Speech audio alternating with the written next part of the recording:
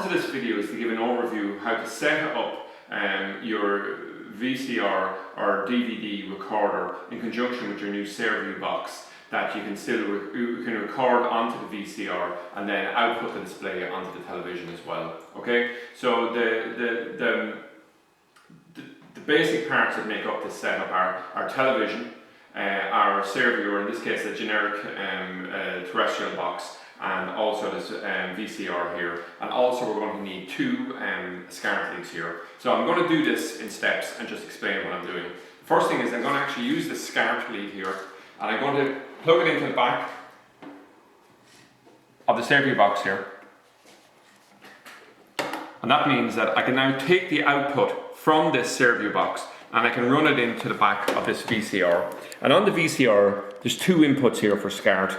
The first one here is called AV1 TV, and the other one is called AV2 decoder. Okay, so we want to use the AV2 and simply come along and give the output from the from the Saorview box into the VCR here. Okay, so now the output from this box is being fed into this recorder here. So the next thing we want to do is to take the output from our VCR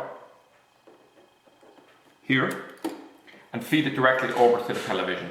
Okay, so as long as this television now is set up on the AV input, we can see the output from the VCR, and as long as, and in terms then of for the VCR here to know which input to look for, traditionally with VCRs you could potentially be using an old analog tuner here, so you're just feeding an analog feed in, but as we know analog is now been turned off. This is why we need our set-top box and everything is digital.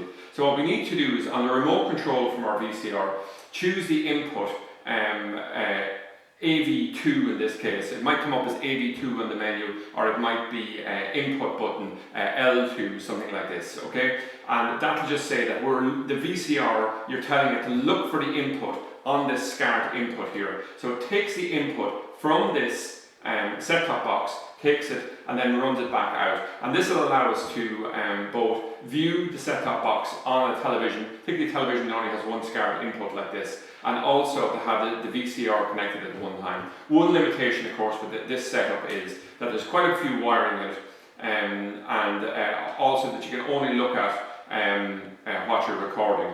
The other thing about it is that to be actually able to view the set-top box, you need at all times to have the VCR actually powered on, because if you don't, you won't be able to view it because it's running through this unit here.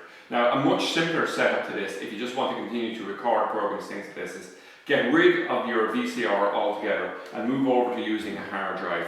So what a hard drive does is it just allows you to record directly from